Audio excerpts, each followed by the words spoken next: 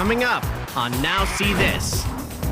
This hot riding motorcyclist is actually deaf and about to lose a lot more than his hearing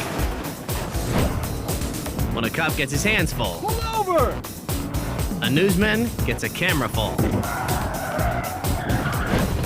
And a kayaker swept out to sea I got hypothermia. I'm in a bad state. sees his chance of rescue swept Hey, away. can you see land? Hello? Hello? They're caught in the wreckage, caught in a chimney, and caught in the crossfire. Think you've seen it all? Now see this. This guy is a complete idiot, and he's endangering a lot of people's lives on the freeway. As terrifying as it is to have a police pursuit blow by you at over 100 miles an hour, Right now, he is really cruising. Look at this. this chase gets even more dangerous when these suspects come to a stop. Minutes ago, the three armed thieves in this silver Honda brutally carjacked their vehicle from an elderly man in Phoenix, Arizona. An eyewitness describes the terrifying scene to the live television audience. They jumped out, and it sounded like they kind of muscled an elderly man out of his Honda Accord. I could hear the old man yelling, "What are you doing? What are you doing?" With their carjacked Honda staying well ahead of ground units, the thieves have a plan to lose the all-seeing eye in the sky. They drive underneath an overpass, and just when everybody expects them to come out, they don't. Trying to see where he's at. A million cars down here. I'm just looking for something out of the ordinary. Finally, a ground unit spots the carjackers, nearly a full mile away. Okay, there we go. We've caught up with him. Instead of continuing straight, they had quickly veered left, sneaking onto the freeway. The cops are determined not to let them slip away again.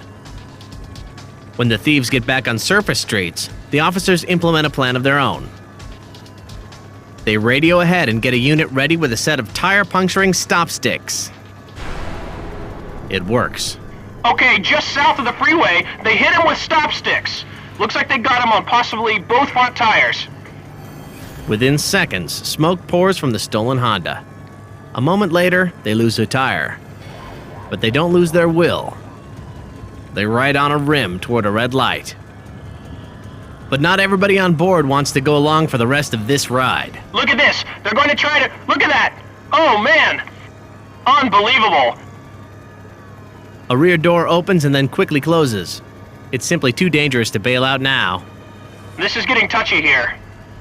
With their vehicle severely disabled, they know they won't be able to last much longer.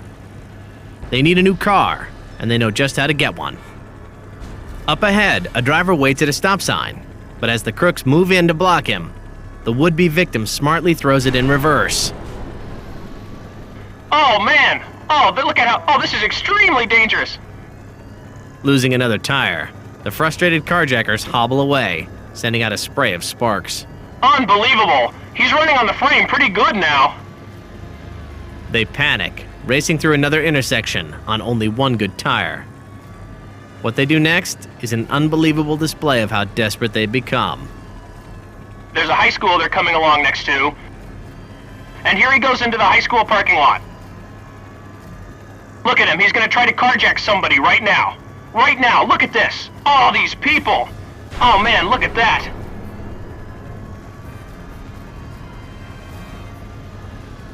The driver leaps from the car as the other two suspects scatter. He tries to break the window of the SUV, but again, a quick-thinking motorist refuses to be carjacked. Okay, these guys are dangerous. Okay, we've got some cruisers coming up. They're getting ready to come into the parking lot. If the cruisers don't get to the lot soon, there's a real danger that these fleeing felons could try to hide inside the high school. But as two of the suspects race toward the building, the police get some help from an unexpected source, a white van. Somebody knocked that one guy over. From out of nowhere, the van swoops in and knocks the carjacker off his feet. It slows him down just enough for police on foot to catch up.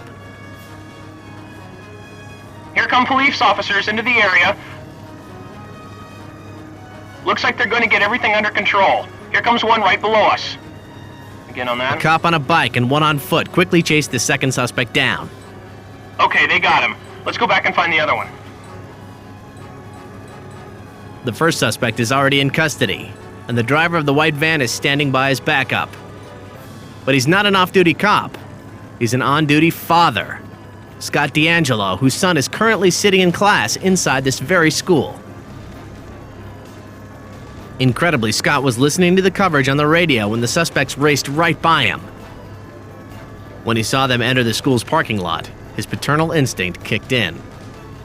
My guy was heading right into the school, so if I could prevent anything, I was sure going to try. Now a thankful officer is happy to shake Scott's hand. The third suspect is a woman who was caught easily near the school entrance moments after fleeing the vehicle. She was the one who kept trying to bail. They do have all suspects in custody. Now all three of them will be trying to make bail, but with past criminal records that include armed robbery and drug offenses. It looks like Nathan Burke, Tashpa Villapondo, and driver Victor Silversmith will be put away for a long time. For nearly an hour, viewers at home were mesmerized, while motorists on the road were terrorized. But everyone got a lesson in just how frightening pursuits can get, even when the cars stop moving. Look at this. Motorcycle stuntman Paul McDonald spends practically as much time riding on one tire as he does on two. He pops wheelies when he accelerates and does stoppies when he brakes to a halt. He's a dedicated daredevil who also happens to be deaf. I love riding my motorcycle because it gives you such a great feeling of freedom. Paul's disability has never interfered with the adrenaline-pumping joy he takes in his sport. The camera on his friend Vince LaMarche's helmet captures every trick along the seemingly deserted stretch of oceanfront straightaway near San Francisco. But Vince's camera will also capture a disaster. Paul tries another stunt, but he can't recover.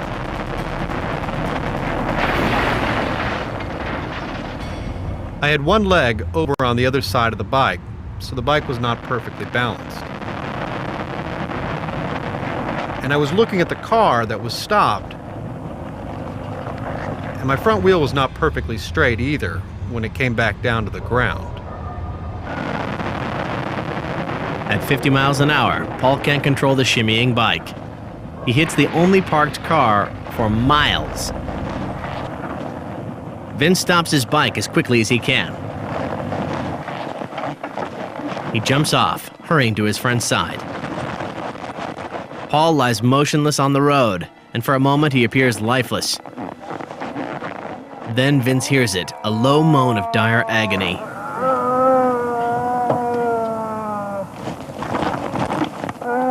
Vince sets his helmet on the ground, while a passing bicyclist calls 911. Vince wants to help too, but he doesn't know how. Should I think it's coming off? No. Keep him still. You can't move him. No. Paul has broken his back, 3 ribs, his nose, and both eye sockets, which leaves him temporarily blind. And it only gets worse. Both of my hands were broken, so I could not communicate either. It was very frightening. Paul spends weeks in complete sensory deprivation. I wondered if I was going to die. His recovery takes over a month. But there would be no recovery if he hadn't been wearing his full protective gear that day. A good helmet, a full leather racing suit with padding and armor inside, special riding boots with ankle protection and gloves. Wearing that gear is what saved me.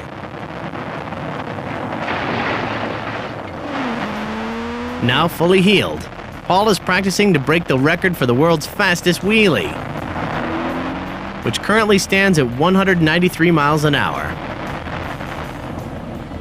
Hopefully, he'll dress accordingly for that day, too. Just in case.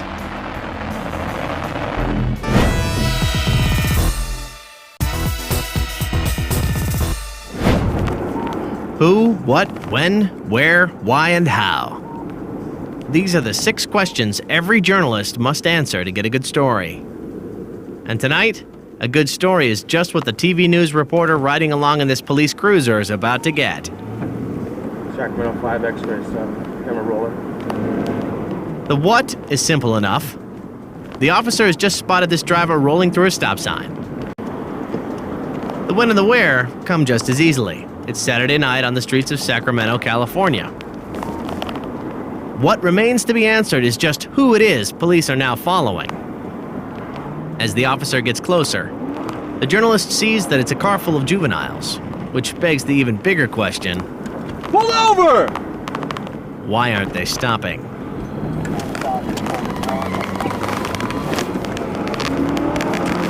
Sacramento 5 X-ray 7 in pursuit. The young driver steps on the gas and charges into a residential area. It's clear he's running from more than just a traffic citation, and it doesn't take officers long to figure out what it is. This car is stolen. Sacramento, they turned to right in Lawrence, and now we're just passing a park. Now as the suspect tears around another corner, there's just one question left. How will this chase end? The answer is spectacular.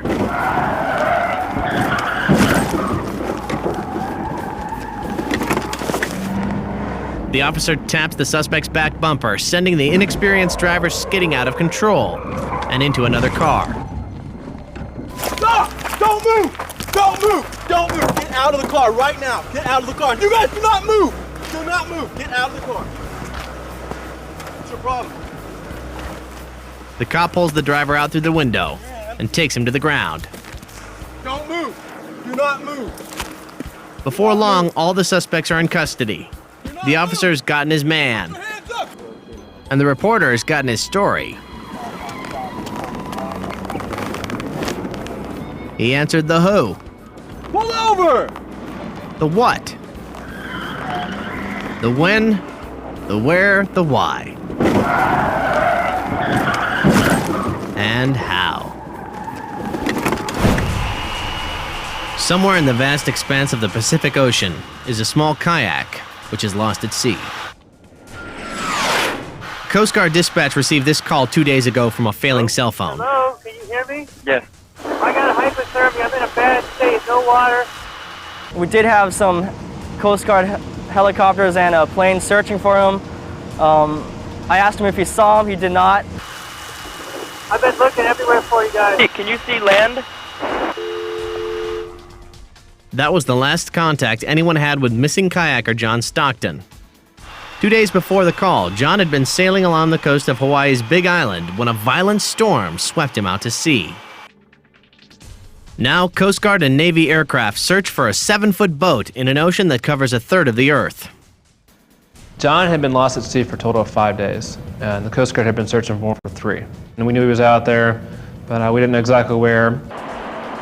Knowing that he's been lost at sea for almost a week without food and water, rescue crews are losing hope of finding John alive. In fact, they're just a few hours from calling off the search when a faint glimmer appears among the waves. Seconds later, it's confirmed. Rescuers have John Stockton's boat in sight, and somehow, against all odds, he appears to be alive. Jonathan, when we arrived on scene, was about 100 nautical miles south of the Big Island. He was out there. John had all but given up hope when he heard the roar of the rescue plane's engines. And they started to circle around me, and I'm just like, save me, please, God, please, you know. And they flew right over the top of me, and just deafening noise, you know. A Navy P-3 crewman immediately drops 2 flares to mark the man's location. Coast Guard crews arrive minutes later and toss an inflatable raft filled with provisions into the water. After days of being lost in a never-ending stretch of blue, of being scorched by the inescapable sun. John Stockton can hardly believe he's really being rescued. I mean, I was totally delusional. When I paddle up to the boat and it says enter raft by front, you know, and it's circular, and I'm going around and going, what do they call in the front, you know, and it looks the same. So I just jump over the side. Once John is in the boat, a Coast Guard helicopter hovers in close. The pilot moves into position, and rescue swimmer Scott Gordon descends into the ocean. He doesn't waste any time getting to the exhausted victim. When I got to the life raft, I started to talk to John. My first concern was his health and how he was doing. I said, how am I doing? You guys just saved my butt. As an extremely thirsty John Stockton drinks some much-needed water, Scott Gordon assures him that his plight is almost over. But first, with the helicopter overhead, Stockton and the rescuer will have to leave their vessels and swim to a safe distance. I made John get into the water because we don't hoist directly from the raft or a boat, because if we try to hoist from that, with the rotor wash in the helicopter, it tends to flip the raft and cause more of a nuisance, more of a hazard. When the men are far enough away from the raft, the chopper's flight mechanic lowers a rescue basket into the water. Gordon helps him in. And as the cable starts to hoist the basket up, he closes his eyes and reflects on the past week. He knows he almost didn't survive. The last day, I just felt like I was about to shut down. Like the organs in my body were just ready to shut down. John had even written out his will and attached it to his kayak. He was literally ready to die when his rescuers showed up. But it's not until John is safely in the helicopter that he realizes how truly miraculous his rescue was. I just look out the window and I see this little sliver of a boat. I just said, how did they see me, man? That's just too much. After a 30-minute flight back to shore, Stockton is taken to the hospital for treatment of severe sunstroke and dehydration. It was just an absolute miracle that I was found that far out. And I sure thank those guys. I mean, I got down on the tarmac out here going, and I hugged them all. You know, I hugged even the guy refueling the plane. I was just so happy to be intact. But as it turns out, John could have avoided this trauma before it began. When the storm first blew in, the sail on a $6,000 collapsible kayak popped up and caught the wind. The powerful gust instantly began taking the boat out to sea, and John didn't know what to do. They're faced with a decision there. Do I let go and just swim for shore, or do I try and rescue the boat? Try to rescue the boat, and it cost me big time. In a final act of irony, he didn't even get to keep the boat he had fought so hard to save. The Coast Guard had to sink the kayak to prevent it from becoming a navigational hazard for other vessels. Luckily, thanks to the Navy and Coast Guard, John will get the chance to live and learn. I got a card from the Coast Guard for Christmas, and they're all, let us know when you're coming back out. We'll get ready again. Those guys are great. The freeways of Los Angeles are risky enough to drive during the daytime. But at night, they can become a high-speed obstacle course with deadly obstructions veiled in the darkness. This car had mechanical trouble and was unable to make it to the shoulder. At a dead stop in the middle lane, it's become a sitting duck. Luckily, most drivers are looking far enough down the road to see it well ahead of time and change lanes to avoid it. But as traffic gets heavier, the car's margin of safety dwindles. All it takes is one person daydreaming behind the wheel to turn this situation into a nightmare.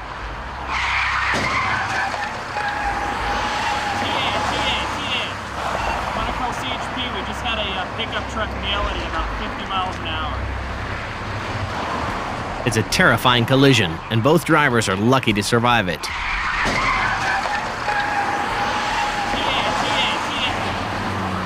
But then, unbelievably, the driver of the pickup gets out of his vehicle and walks over to the car he just hit. His intentions may be good, but his judgment is dreadful. Now he's in the line of fire, with nothing to protect him from the next distracted driver to come along.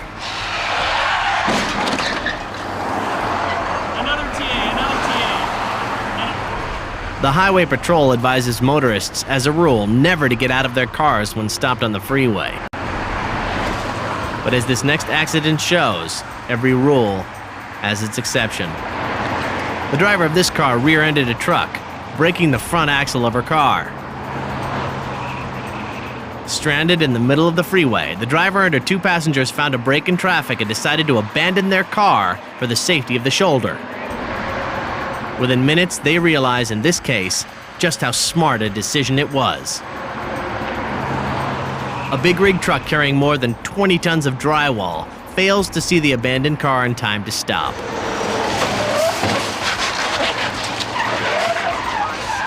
A big rig just hit it. A big rig just hit it. Yes. Big rig, full speed, just nailed it. The impact sends the car spinning more than 100 feet further down the freeway. A big rig just hit it. A big rig just hit it. The collision instantly creates a driving hazard across all lanes. Other cars sustain damage as they roll over debris. Manuel Martinez, driver of the truck that was originally hit by the car, is witness to the crash. It's another flatbed truck, so he must have been going about 45, 50. So people think that these trucks will stop on dimes because they've got big tires on them. No, they don't.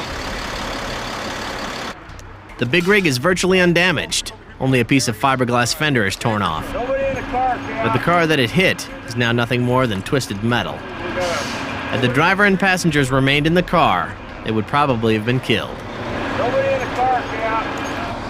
Fortunately, they are safe behind the sound wall at the edge of the freeway. A bit shook up, but none the worse for wear. Officers maintain that if your car breaks down in the middle lanes of the freeway, you're much safer staying inside than risking getting hit on foot. Hopefully your decision to either sit tight or run for safety won't be the last decision you ever make.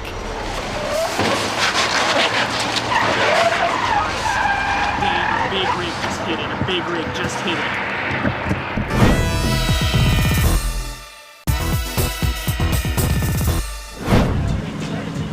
It took only 2 seconds for Dawn Thompson to total her car. But it's going to take rescue workers 2 hours to free her from the mass of twisted metal. I was just trying to unbuckle my seatbelt and trying to get out of the car, and I just didn't understand why I couldn't. The freshman college student was merging into traffic on Los Angeles' notoriously busy 405 freeway when a semi cut her off. She swerved to avoid it and was soon flipping, landing sideways with the roof curled around this utility pole in what rescue workers call a steel sandwich. Within minutes, the Long Beach Fire Department is on the scene. They're amazed to find her in one piece, let alone alive. I've never seen a car with a frame that banana. I felt a lot of pain. I don't really remember exactly what hurt at the time, but I just remember being in a lot of pain and just wanting to get out of the car and go home. Rescuers quickly realize it will not be that simple. When help finally arrived, I was just trying to realize why it was taking them so long to get me out of the car. The force of the impact has knocked the utility pole off its foundation. Before they can do anything else, firefighters have to secure the pole by strapping it to the truck ladder. After stabilizing the car with winches and wire, the rescuers realize that Dawn may be worse off than they originally thought. Her leg's been crushed, and any wrong movement could sever it completely.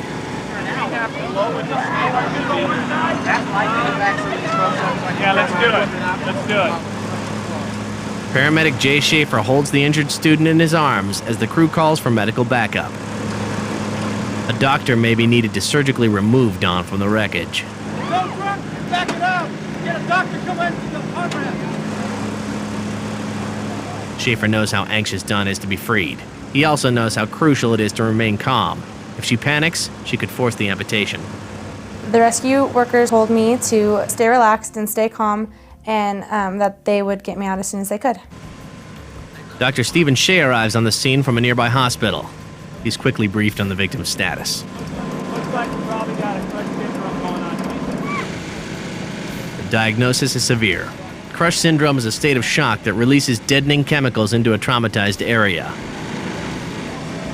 Release the pressure, and the chemicals could flow straight to the heart, with deadly consequences. To counteract this, the victim is given antitoxins and morphine. Dawn has now been stuck inside the car for over an hour and a half. Only now is it safe enough for rescuers to attempt moving the vehicle. That's what we want to do. We're going to move it upright. With wires and chains stabilizing the chassis from both sides, the car is gently righted. It's an agonizingly slow process, lowering the vehicle back onto its wheels. But with the victim's leg and life still hanging in the balance, it's one that firefighters don't dare rush. The damage to the car becomes more visible, and it is the worst wreck many of these veteran rescue workers have ever seen. Through it all, one paramedic stays confident and calm. Jay Schaefer has sat with me in the car and just talked me through the whole thing and just reassured me that I was going to be okay. It's an act that's hard to maintain, especially when the full extent of the damage becomes visible. Firefighters move quickly to cut away the steel door. Finally, Dawn is extricated from the vehicle. She's rushed away for immediate treatment. Incredibly, doctors will soon find that her greatest injury is a broken thigh bone. The patience and precision of her rescue crew have saved her leg.